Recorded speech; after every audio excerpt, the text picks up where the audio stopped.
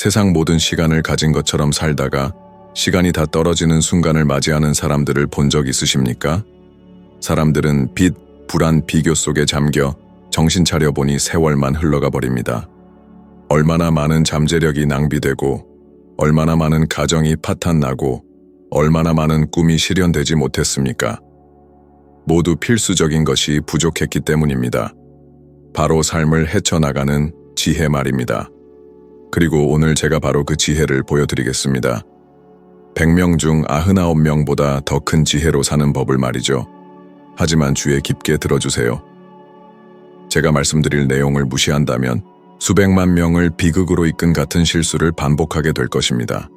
끝까지 시청하고 이 가르침을 적용한다면 여러분은 어려움, 관계, 심지어 자신을 바라보는 방식까지 완전히 바꿀 수 있습니다. 제 이름은 아드리아노입니다. 저는 10년 넘게 스토아 철학을 배우고 실천해왔습니다. 이 철학은 제가 개인적인 위기를 극복하는 데 도움을 준 것은 물론 상상도 못했던 명료함을 얻게 해주었습니다. 오늘 여러분과 그것을 나누고 싶습니다. 삶에서 겪는 고통의 대부분이 우리의 통제 밖에 있는 것에서 비롯된다는 것을 눈치채셨습니까?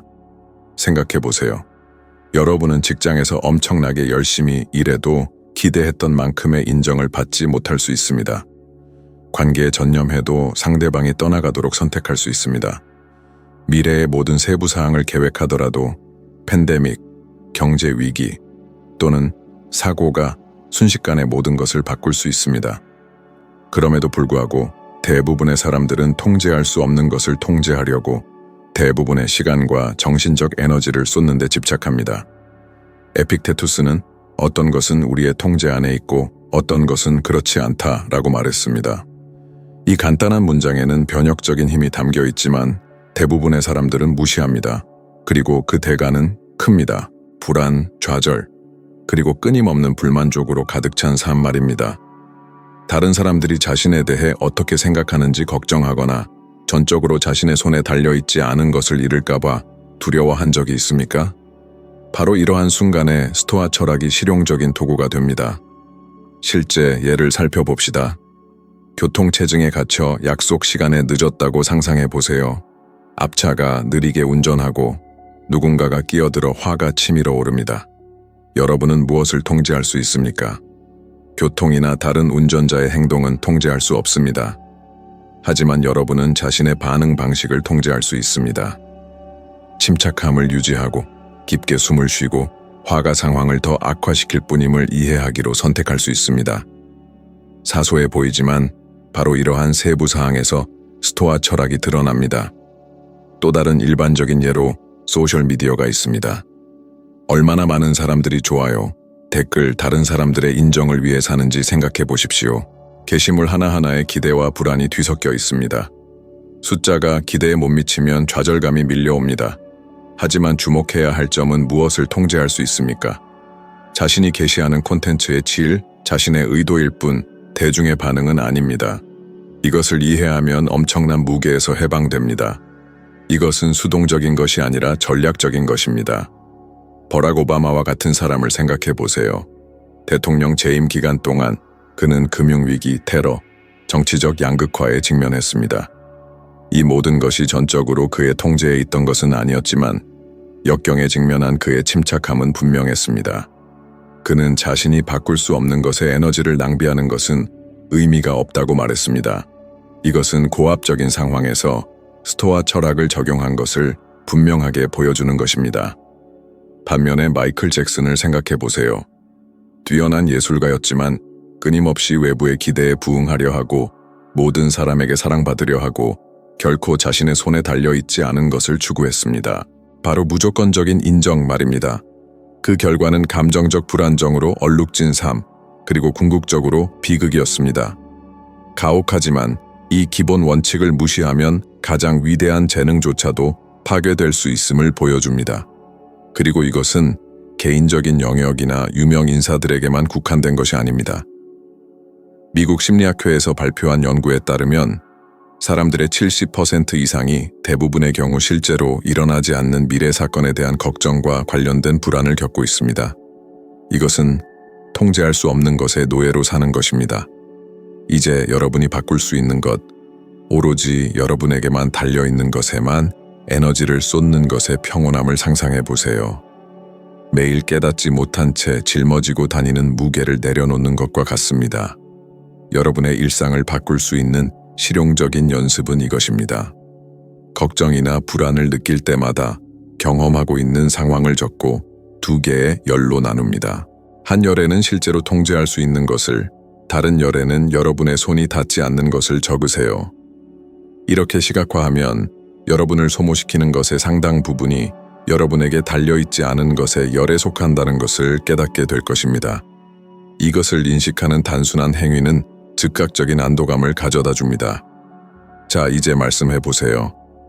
여러분은 결코 여러분의 손에 달려있지 않은 것을 통제하려고 에너지를 계속 쏟고 싶습니까? 아니면 여러분을 진정으로 변화시킬 수 있는 것에 모든 힘을 쏟고 싶습니까? 두 번째 옵션을 선택한다면 여러분은 이미 대부분의 사람들보다 더 큰 지혜로 살고 있는 것입니다. 그리고 가장 좋은 점은 이것은 외부 환경에 달려있는 것이 아니라 지금 당장 여러분이 내릴 수 있는 내부적인 결정에 달려있다는 것입니다. 역경이 예고 없이 찾아오고 그럴 때 무너져 세상을 비난할 것인지 아니면 쓰러짐으로부터 배우고 그것을 추진력으로 사용할 것인지 선택하도록 강요한다는 것을 알고 계십니까? 마르쿠스 아우렐리우스는 이것을 바로 요약하는 명언을 남겼습니다. 행동을 가로막는 것이 행동을 증진시킨다. 길을 막고 있는 것이 바로 길이 된다. 이것을 진정으로 받아들이면 어려움을 끝으로 보는 것을 멈추고 시작으로 보기 시작합니다. 실제로 이것은 모든 것을 바꿉니다. 예상치 못한 해고를 당했다고 상상해 보세요. 자동적인 반응은 공황 상태, 죄책감, 최악의 시나리오를 상상하는 데 갇히는 것입니다. 스토아적인 접근 방식은 다릅니다. 고통을 즉시 없애기 때문이 아니라 충격을 배우고 행동으로 바꿀 수 있는 구체적인 길을 만들기 때문입니다. 먼저 그 영향을 느끼도록 자신에게 허락하세요. 마치 그것이 강인함인 것처럼 감정을 억누르지 마세요. 그것은 문제만 축적할 뿐입니다. 자신에게 통제된 공간, 몇 시간 또는 이틀 정도의 시간을 주어 고통을 인정하세요. 그런 다음 여러분에게 달려있는 것과 달려있지 않은 것을 구분하십시오. 여러분은 고용주의 결정을 통제할 수 없지만 여러분의 직업적인 태도, 여러분의 기술, 그리고 새로운 기회를 적극적으로 찾는 것을 통제할 수 있습니다. 느끼는 것에서 행동하는 것으로의 이러한 움직임은 역경을 강점으로 바꾸는 곳입니다. 다음과 같은 역경에 직면했을 때 사용할 수 있는 구체적이고 실용적인 기술이 있습니다. 하나는 인지적 재평가입니다. 즉, 자신에게 이 사건에서 무엇을 배울 수 있을까라고 묻는 것입니다. 왜 나에게 이런 일이 일어났을까라는 생각에 갇히는 대신 이것을 어떻게 활용하여 더욱 능력 있는 사람이 될 수 있을까라고 물어보세요. 감정 조절에 대한 연구에 따르면 사건을 해석하는 방식을 바꾸는 전략 재평가은 감정의 부정적인 영향을 줄이고 사회적, 개인적 기능을 향상시킨다는 것을 보여줍니다. 이것은 철학이 아니라 과학입니다. 또 다른 고전적인 스토아 연습은 프레메디테이치오 마로룸입니다. 안전한 환경에서 가능한 손실과 자신의 반응 방식을 상상하는 것입니다. 역설적이게 들리지만 어려운 시나리오를 정신적으로 시뮬레이션함으로써 만약 발생할 때의 충격을 줄이고 가능한 반응에 대한 명확성을 얻을 수 있습니다. 이 프레메디타시오 마로룸을 자발적인 불편함의 작은 연습과 결합하세요.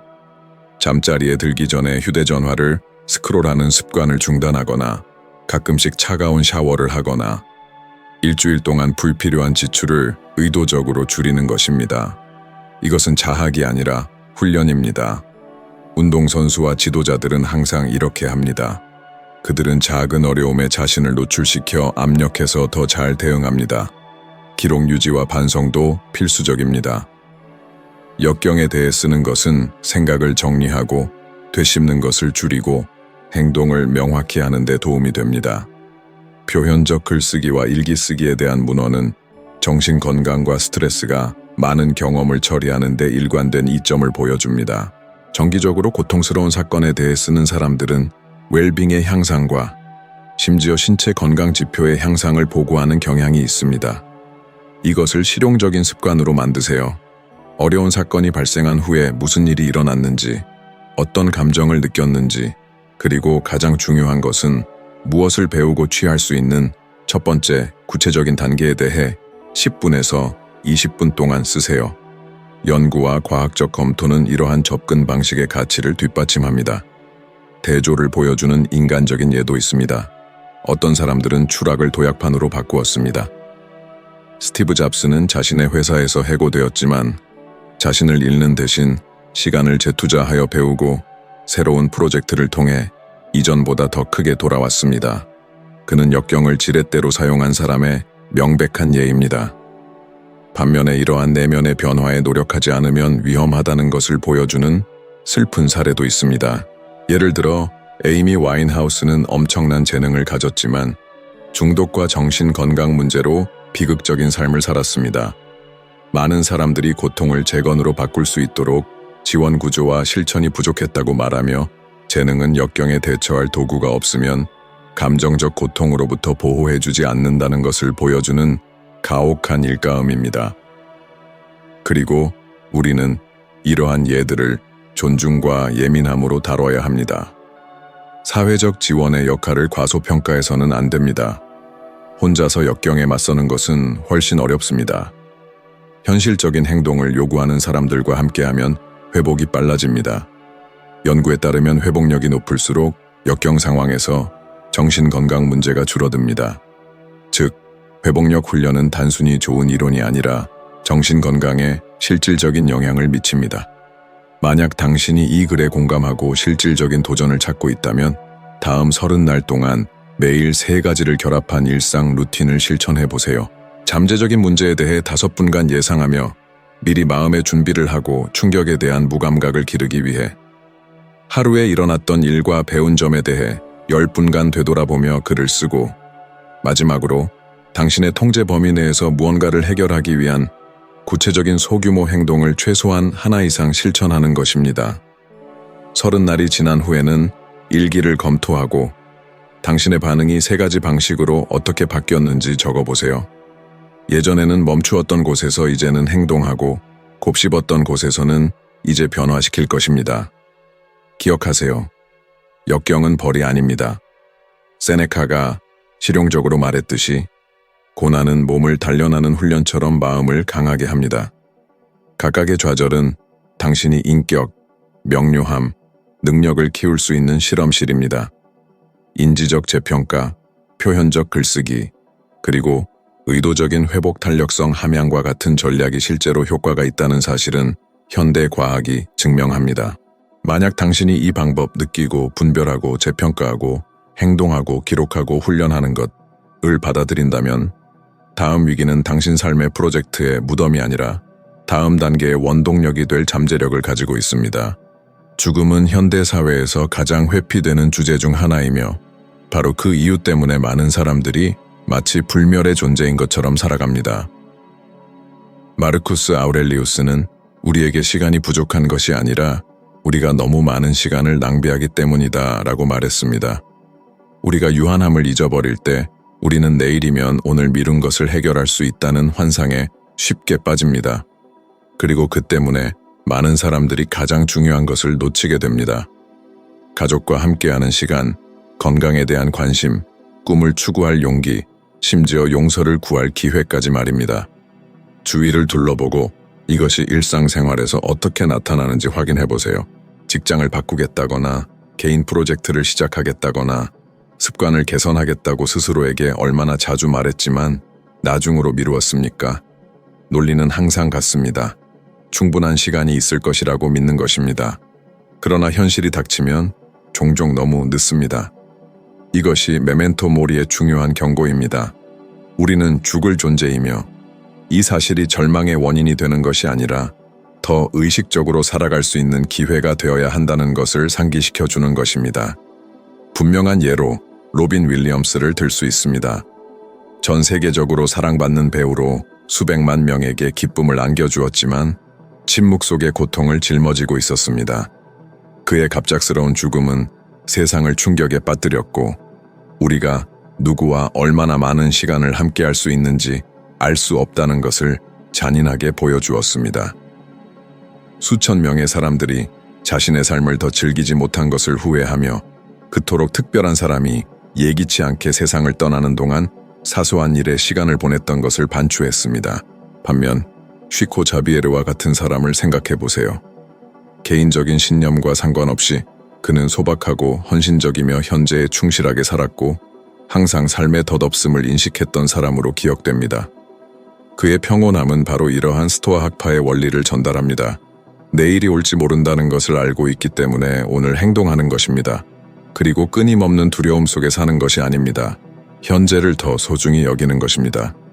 당신이 병원에 있고 의사가 당신에게 앞으로 6달밖에 살 수 없다고 말했다고 상상해 보세요. 무엇이 즉시 바뀔까요? 많은 사람들이 가족과 더 많은 시간을 보내고 여행을 하고 용서를 구하고 싫어하는 직장을 그만둘 것이라고 말할 것입니다. 하지만 그런 소식을 기다릴 필요가 있을까요? 스토아 학파는 이러한 인식을 현재로 가져오라고 제안합니다. 과학은 철학자들이 이미 알고 있던 것을 확인해 줍니다.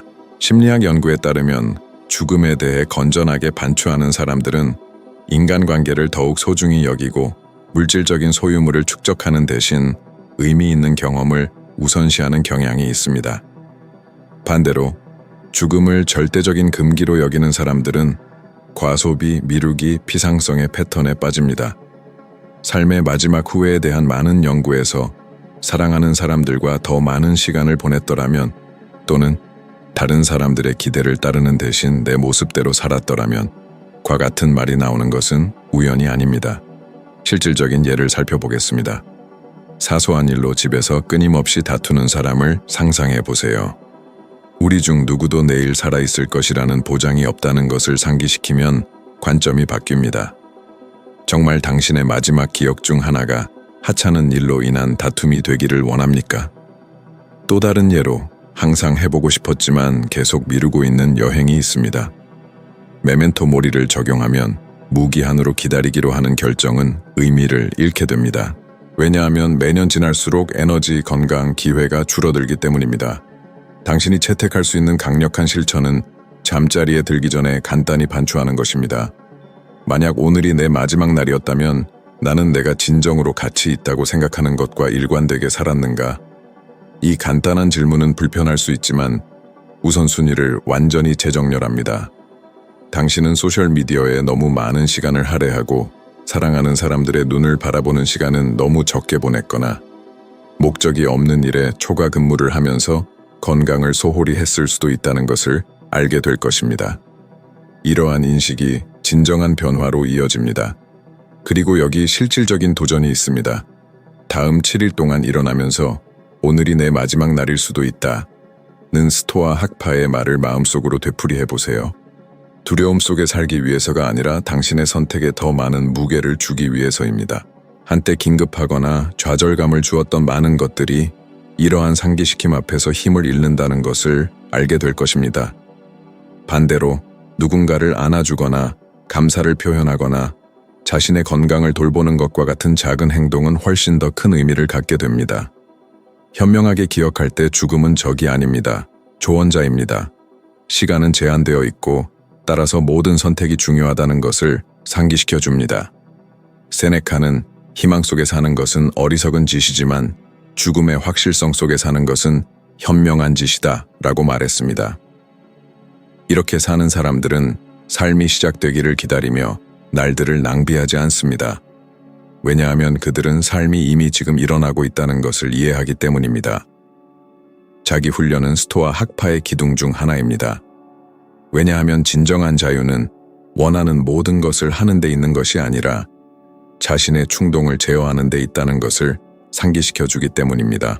에픽테토스는 자기 자신을 지배하지 못하는 사람은 자유롭지 못하다 라고 말했습니다. 이 생각은 추상적으로 보일 수 있지만 일상생활을 생각해 보세요. 당신은 몇 번이나 일찍 잠자리에 들겠다고 말했지만 새벽까지 휴대전화를 보며 밤을 새웠습니까? 몇 번이나 덜 쓰겠다고 약속했지만 충동적인 구매를 참지 못했습니까? 이것은 훈련 부족이 우리를 조용히 노예로 만드는 일반적인 상황입니다. 현대 과학은 고대 철학자들이 이미 알고 있던 것을 강화합니다. 심리학 연구에 따르면 자제력이 더 강한 사람들은 학업 성취도가 더 높고 정서적 안정성이 더 크고 건강한 관계를 맺습니다. 또한 알코올 남용, 폭식, 만성적인 부채와 같은 파괴적인 행동도 더 적게 나타냅니다. 다시 말해, 훈련은 단순히 생산성에 관한 것이 아니라 삶의 질과 행복에 관한 것입니다. 그리고 좋은 소식은 훈련을 할 수 있다는 것입니다. 연구원 필리파 레리는 새로운 습관을 형성하는 데 평균적으로 66일의 일관된 반복이 필요하며 그 후에는 자동화된다고 입증했습니다. 이것은 하루에 20분 동안 걷거나 탄산음료 대신 물을 마시는 것과 같이 간단한 것을 선택하면 2달 조금 넘는 시간 안에 이러한 행위가 매일 의식적인 노력을 기울이지 않고도 자연스러워질 수 있다는 것을 의미합니다. 이것은 훈련이 타고난 재능이 아니라 일관성과 연습의 결과임을 보여줍니다. 적용된 훈련의 강력한 예로 넬슨 만델라를 들 수 있습니다.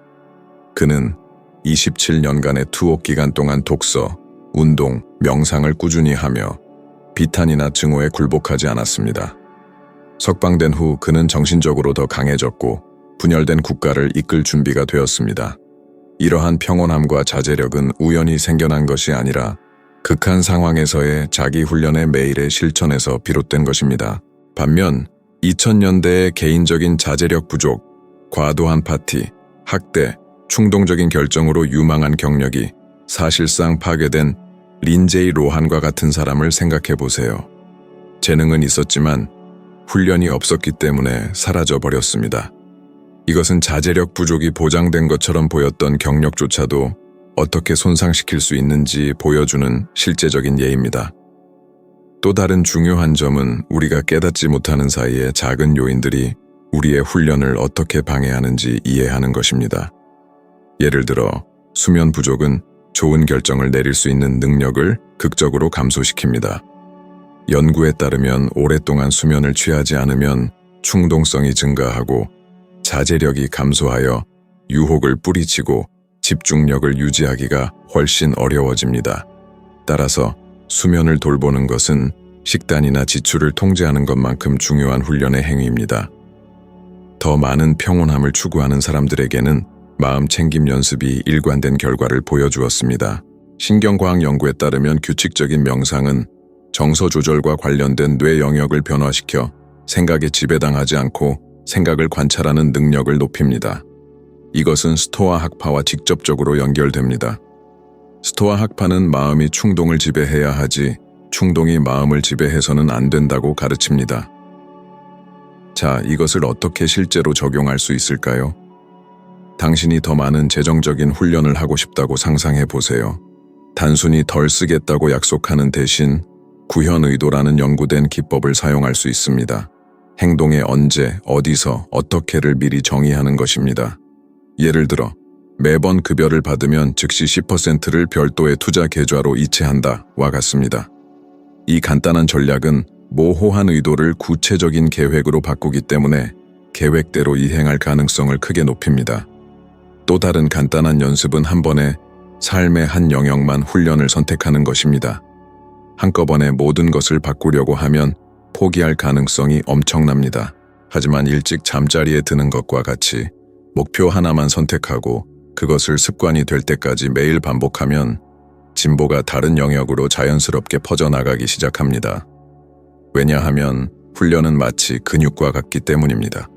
작은 일에 훈련을 할수록 더 큰 어려움에 직면할 때 더 강해집니다. 그리고 여기 직접적인 도전이 있습니다. 당신이 통제하기 어려운 작은 것을 하나 선택하고 30날 동안 훈련을 실천해 보세요.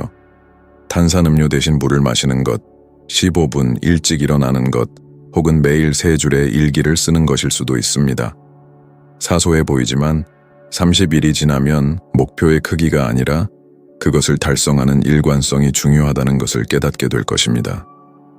세네카는 이러한 생각을 우리는 현실보다 상상 속에서 더 고통받는다 라는 말로 기가 막히게 요약했습니다. 우리는 자기 훈련에 대해 생각할 때 머릿속에 괴물을 만들어내고 그것을 이겨낼 수 없다고 믿지만 일단 시작하면 작은 승리가 자신감을 강화시킨다는 것을 깨닫게 됩니다. 결국 평온함은 유혹 없는 삶에서 오는 것이 아니라 유혹에 좌우되지 않을 능력이 있음을 아는 데서 옵니다. 스토아 철학의 지혜는 한번 듣고 삶이 즉시 변화하는 것이 아닙니다. 그것은 매 순간의 선택, 반응, 충동에 휘둘리지 않고 의식적으로 행동하기로 결정하는 모든 순간 속에서 점진적으로 만들어집니다. 오늘 배우신 내용은 이미 자기 성장이라는 사다리에서 중요한 한 걸음이지만 아직 탐구해야 할 것이 많습니다. 지금보다 100% 더 나은 사람이 되기 위한 여정을 계속하고 또 한 걸음 나아가고 싶다면 다음 영상이 화면에 나타나고 있습니다. 그 영상에서는 스토아 철학의 가르침을 더 깊이 파고들고 일상생활에 즉시 적용할 수 있는 실용적인 방법들을 보여드리겠습니다. 지금까지 함께 해주셔서 진심으로 감사드리며 다음 영상에서 더 큰 평온과 명료함, 지혜로 가는 여정을 함께 계속 이어나가도록 하겠습니다. 지금 클릭하시고 함께 나아가 봅시다.